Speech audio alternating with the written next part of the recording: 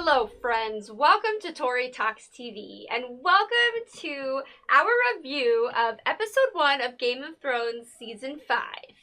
This episode is called The Wars to Come. Ooh, scary. Okay, so this season and episode starts out with a little bit of a flashback of younger Cersei. Mm-hmm. And she's still sassy and rude back then, personally, but she's talking to this witch who's like predicting her future.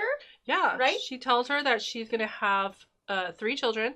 Right. And then she says, gold will be their crowns. Gold will be their shrouds. Oh. Dun, dun, dun. Yeah. What does it mean? And she warns that there will be, like, a younger one. Yeah. And then it kind of flashes to Marjorie. Like, somebody younger that's going to, like, take over, like, take your place. Obviously, it's Marjorie. Anyone? Look out. Yes. Okay, and then we get to meet a new group of terrible people. They are called the Sons of the Harpy. They're very terrible. Oh my gosh, and they're scary. They have those gold masks, which I can only consider as like my worst nightmare. Yes. And they go and they kill an Unsullied at a marine brothel. Yeah, so like that scene though, because they are not even there to have sex. They just kind of want comfort because they don't. Held? Yeah, and then they just like. Yeah. It's awful. Did they not have mothers? Why did they want to be like, you know, cuddled and like, I love you? Like, I don't know. It was really sad. But anyway, they killed them. And then Missandei, she finds out about this. And so she asks Grey Worm, she's like, why? She's so sweet. She's like, why would the Unsullied want to go to a brothel? They don't have penises. They don't have peepees. They just want love. What would They just want nurturing. That's They just what want it like is. cuddles. Yeah, exactly. Just because you don't have a penis doesn't mean you don't want to be cuddled. That's what I'm saying. I'm trying to tell them. Yes. Anyway, so that's what's going down there. So then, let's talk about Sansa and Littlefinger. So they leave a little weirdo Robin at the Eyrie to train, and Him boy, is he fighting. terrible. Oh my goodness. I didn't feel bad he's for a him. hot mess. No, I don't know how he's gonna live very long with that kind of sword fighting. Anyway, so he's definitely a work in progress, right? Sure, definitely. We'll see. So Brienne and Podrick are, you know, road tripping, whatever, and they're arguing about. Oh, as Sansa drives by. There's a lot of these, like, they're just near each other, near misses. Just missed her. Yep, exactly. Yes. So then, oh my gosh, this was crazy. So we get to see Lancel Lannister, and, like, he's got, like, a shaved head, and he's wearing, like, a robe, and we're like, what's going on with you? And he's, like, now like a sparrow? He's a sparrow, religious fanatic. Was it just me, though? Is he kind of hot like that? He looks way better. Like, when you compare to, like, that hair, yeah. I almost forgot that I was like, who are we saying? Oh. I know, I was like, was that the same actor? Yeah. I think so, he's just grown up. Yeah. And, you know, he's 2.0.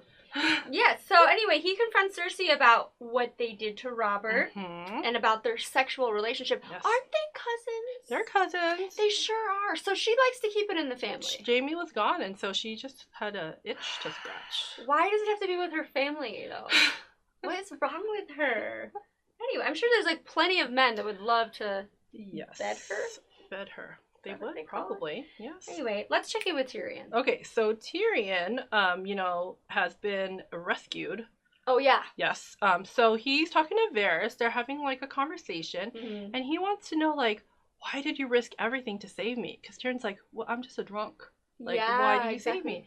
And he's like, am I, like, you know, a savior? And he's like, Varys says to him, I don't believe in saviors. I believe men of talent have a role to play in the wars to come. Whoa. Varys has always believed in Tyrion. I know. Always had a soft spot for him. Yep. Yeah, he's such an idealist, and then he invites Tyrion to Meereen to meet Queen Daenerys. I know. And see if she lives up to the hype. So exciting. Yeah. So now they're on a journey. I know. So cool. And then, so speaking of Dany, so the people of Yunkai request that Dany reopen these fighting pits. So Dario urges her to reopen them. Yeah, because like, he came up in the fighting pits. Right. He says he would be nothing without those fighting pits. He's like, started from the bottom, now I'm here. You know what I mean? Yeah. He also urges her to use the dragons, because she's the mother of dragons, but she has hers like locked in the... Oh, yeah, the dungeon? Yeah, the dungeon. Yeah, She hasn't seen Drogon for a while, you know. It's like, you need to get your children in line. Yeah. Mother of dragons. It's good advice. It is good advice. Right. He's wise. Yeah, exactly. And good looking. Yeah. Anyway, so Mance Rayder. Wow, what a cool guy. What an honorable guy. So he's refusing to bend the knee to Stannis, who he thinks Stannis is the rightful. Stannis thinks he's the rightful heir to the throne, right? So Jon and Mance discuss why he won't enlist his people in a foreigner's war. Yes. Right? And I get it. He's prideful. Yes. And he's actually willing to, like, join forces, but he refuses to bend the knee. Right. He's like, yeah, fine. We'll work together, but I'm not going to bend the knee to Stannis. Yeah. Yeah. That's so, where I draw the line. Right. That's asking a little too much of me, yeah. So he has this really crazy, profound quote where he says, "The freedom to make my own mistakes is all I ever wanted." So he's not going to bend the knee, so he's sentenced to death, basically.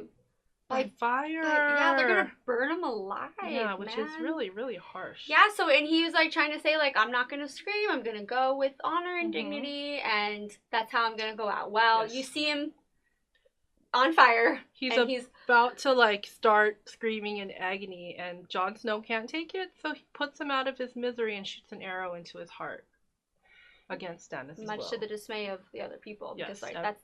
Yes. To Stannis, yeah, because that's not how he was supposed to go out, right? No. But Jon Snow's our little sweetheart, so of course he did that. Honor for him. Anyway, and then that's where we end episode 1. So, everybody stick around, because we're going to review episode 2. And this season just gets better and better and better, because I remember, like, when I first watched it, I was like, oh my gosh, this is rough. But then it literally just, like, it's just like a slow-moving train, and then it picks up. So, stay tuned. Don't miss our review of episode 2 of season 5 of Game of Thrones. We'll see you then.